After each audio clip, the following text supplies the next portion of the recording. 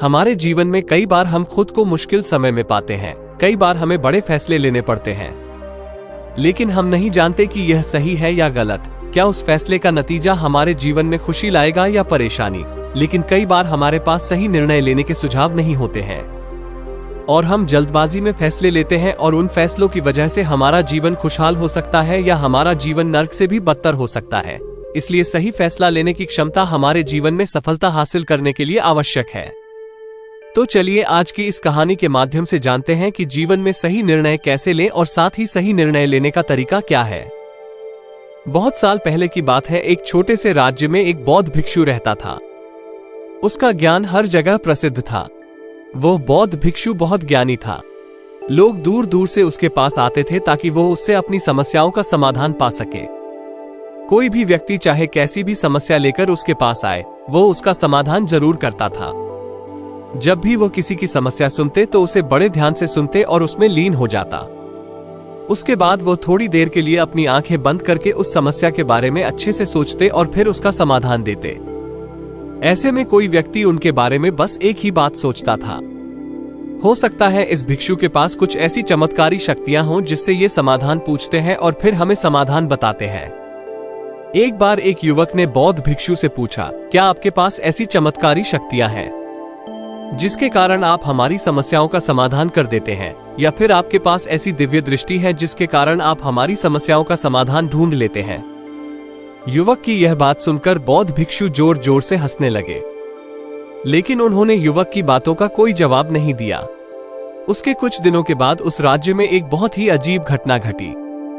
उस राज्य में एक बूढ़ी औरत अपने पूरे घर में अकेली रहती थी। उसका कोई नहीं था। उस राज्य से होकर 4 मित्र अपने घर की ओर जा रहे थे।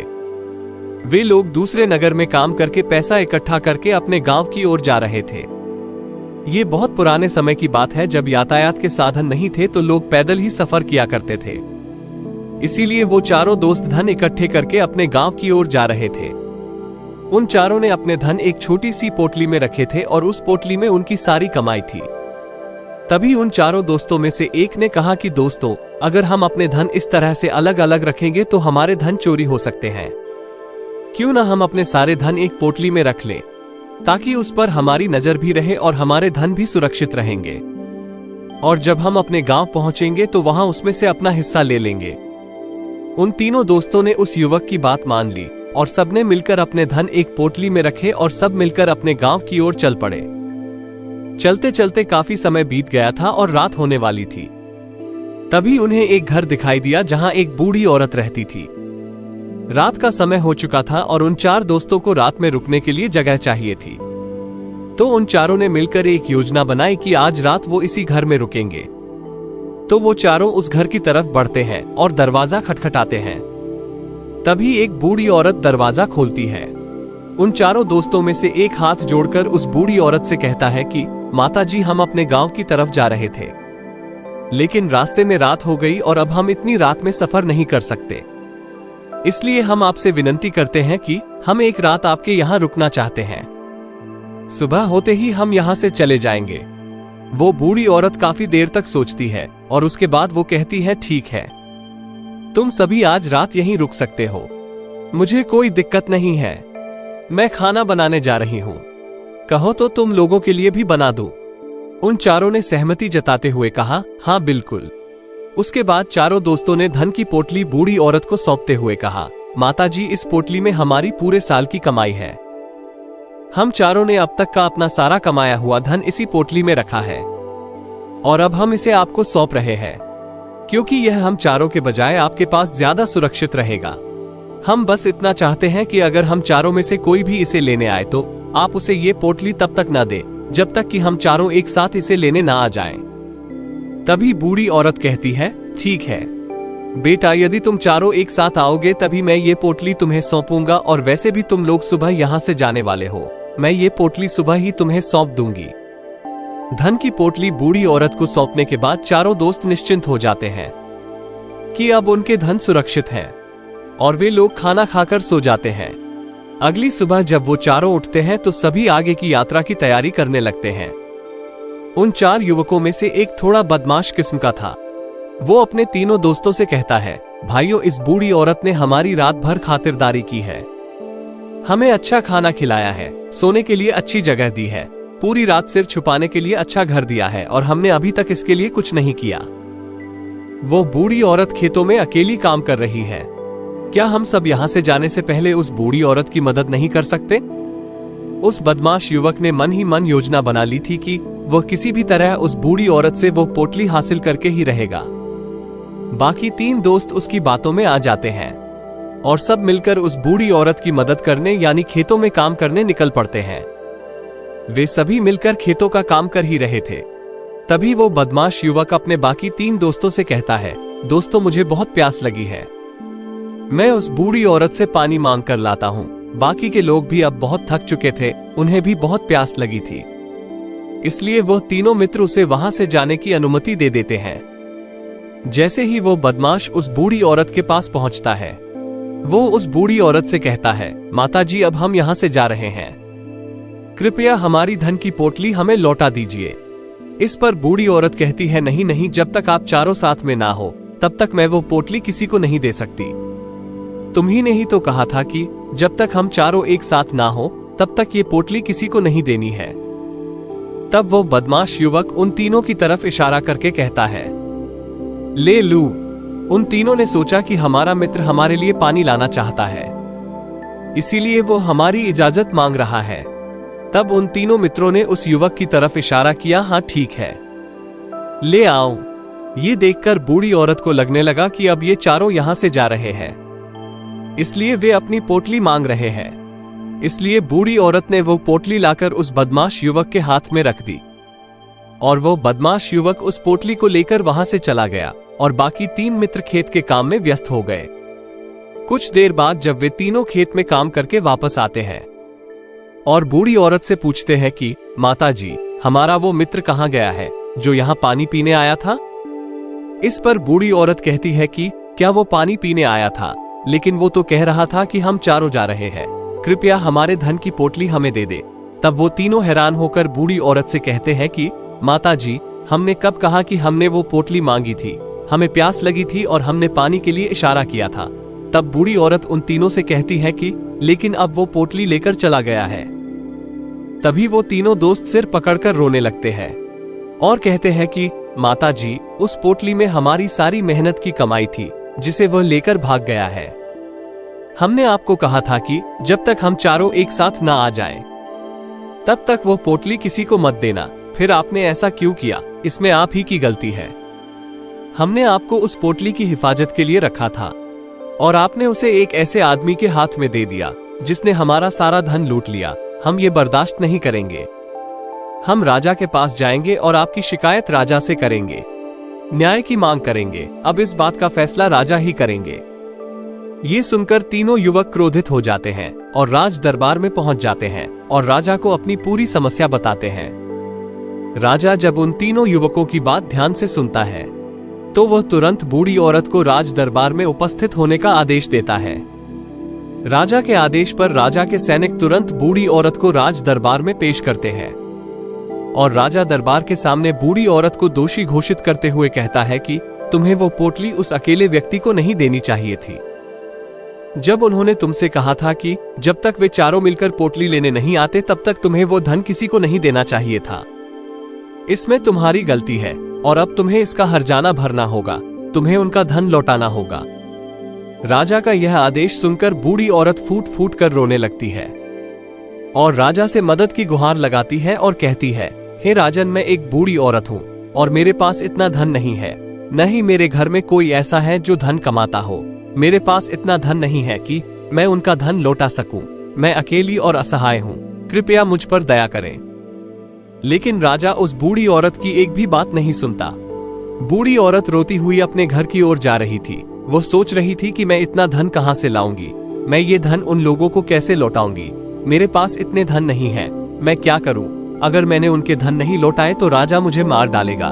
वैसे भी गलती मेरी ही है। जब उन चारों ने मिलकर मुझसे कहा था कि जब तक हम चारों एक साथ नहीं आ जाते तब तक वो पोटली किसी को ना दे, फिर भी मैंने वो पोटली केवल उस एक व्यक्ति को थमा दी। इसमें गलती तो मेरी ही है। वो रोते हुए यही सब बातें सोचती हुई अपने घर की ओर जा रही थी। तभी रास्ते में उस बूढ़ी औरत को वही बौद्ध भिक्षु मिले जो उस नगर की किसी भी समस्या का समाधान बड़ी सरलता और सहजता से करते हैं। उन्होंने बूढ़ी औरत से पूछा, क्या बात है बेटी, तुम क्यों रो रही हो? इस पर बूढ़ी औरत ने बौद्ध भिक्षु को सब कुछ सच सच बता दिया और कहती है, हे महाराज, इसमें मेरी ही गलती है। उन चारों ने पहले ही कहा था कि जब तक वो चारों एक साथ ना आए तब तक मैं वो पोटली किसी को ना दूं। लेकिन मेरी मति मारी गई थी जो मैंने वो पोटली केवल एक व्यक्ति को थमा दी और वो उनका सारा धन लेकर वहां से भाग गया। लेकिन अब मैं ये समझ पाने में असमर्थ हूं कि मैं इतना सारा धन कहां से लाऊं, कैसे जुटाऊं। मेरे पास इतना धन नहीं है और राजा ने तो आदेश भी दे दिया है कि मुझे उनका धन वापस करना होगा। लेकिन मैं ये समझ पाने में असमर्थ हूं कि मैं इतना धन कहां से लाऊं। तब बौद्ध भिक्षु बूढ़ी औरत से कहते हैं, शांत हो जाओ, मैं कोई रास्ता जरूर निकालूंगा। ये कहकर बौद्ध भिक्षु वहीं बैठकर ध्यान लगाने लगते हैं। थोड़ी देर आंखें बंद करके सोचते हैं। मौन रहकर उन्हें समस्या का समाधान मिल जाता है और उसके बाद वो बूढ़ी औरत से कहते हैं, बेटी, राजा ने जो किया वो बिल्कुल गलत है। आपने जो भी किया इसमें आपकी कोई गलती नहीं है। राजा का फैसला गलत है। बौद्ध भिक्षु के इतना कहने के बाद बूढ़ी औरत चुप हो गई और सोचने लगी कि राजा का फैसला गलत कैसे हो सकता है। राजा तो सबके साथ न्याय करते हैं और वे कभी किसी का अहित नहीं करते। फिर आज राजा का फैसला गलत कैसे हो गया? पास में खड़े सभी लोग बौद्ध भिक्षु और उस बूढ़ी औरत की बातचीत सुन रहे थे और वे भी बड़े हैरान थे क्योंकि राजा का फैसला गलत कैसे हो सकता है। राजा ने बिल्कुल सही फैसला लिया है। इस बूढ़ी औरत से गलती हुई है। उन चारों का धन केवल एक ही को थमा दिया। ऐसे में इस बूढ़ी औरत को उनका धन तो लौटाना ही चाहिए। राजा ने गलत फैसला किया है। तब बौद्ध भिक्षु बूढ़ी औरत से कहते हैं, जाओ और राज दरबार में कहो कि हे राजन, आपका फैसला गलत है और क्या सही है और क्या गलत है इसका फैसला मैं करूंगा। पहले तो बूढ़ी औरत हिम्मत नहीं जुटा पा रही थी कि राज दरबार में जाकर भरे दरबार के सामने राजा से कहे कि आपका फैसला गलत है। लेकिन किसी तरह उसने हिम्मत जुटाई और वापस राज दरबार में गई। उसने भरे दरबार में कांपती आवाज में राजा से कहा, हे राजन, आपने जो फैसला किया है वो गलत है। इतना कहकर उसने राजा को सारी सच्चाई बता दी। बूढ़ी औरत की बातें सुनकर राजा बहुत क्रोधित हुआ। राजा ने बूढ़ी औरत से पूछा, वो बौद्ध भिक्षु कौन है जिसने मेरे फैसले को गलत बताया है? क्या उन्हें नहीं लगता कि मैंने सही निर्णय लिया है? मैं हर दिन कई निर्णय लेता हूँ, लेकिन आज तक किसी ने मुझे यह नहीं बताया कि मेरा निर्णय गलत है। यदि वो बौद्ध भिक्षु मुझे सही निर्णय नहीं देगा तो मैं उन्हें फांसी पर चढ़ा दूंगा। ये खबर पूरे नगर में फैल गई। सभी लोग ये जानकर हैरान थे कि वो बौद्ध भिक्षु ऐसा कौन सा निर्णय देने जा रहा है जो राजा के निर्णय से भी बेहतर होगा और जिसमें सभी के लिए न्याय होगा। राजा ने तुरंत सैनिकों को आदेश दिया कि वे जाकर बौद्ध भिक्षु को राज दरबार में लेकर आएं। राजा के आदेशानुसार सैनिक तुरंत बौद्ध भिक्षु को लेने के लिए निकल पड़े। कुछ देर बाद वे बौद्ध भिक्षु को लेकर राज दरबार में पहुंचे। राज दरबार में सभी लोग उपस्थित थे और सभी बौद्ध भिक्षु के फैसले का इंतजार कर रहे थे। बौद्ध भिक्षु को देखकर राजा कहते हैं, महाराज, आपको ऐसा क्यों लगता है कि हमने जो फैसला किया है वो गलत है? इस बूढ़ी औरत ने तो वादा किया था कि जब वो चोरों लोगों एक साथ आएंगे तभी पोटली देगी। फिर उसने अपना वादा क्यों तोड़ा? उसने ये गलती क्यों की? उसने पोटली केवल एक ही व्यक्ति को क्यों दी और वो उनका सारा धन लेकर यहां से भाग गया? तो क्या यह उसकी गलती नहीं है? क्या इससे उनका धन वापस नहीं करना चाहिए? इस पर बौद्ध भिक्षु बड़ी विनम्रता से राजा से कहते हैं, हे राजन, यह आपका फैसला था, लेकिन मैं आपसे कुछ कहना चाहता हूँ। इस पर राजा कहता है, ठीक है, कहिए, आप क्या कहना चाहते हैं?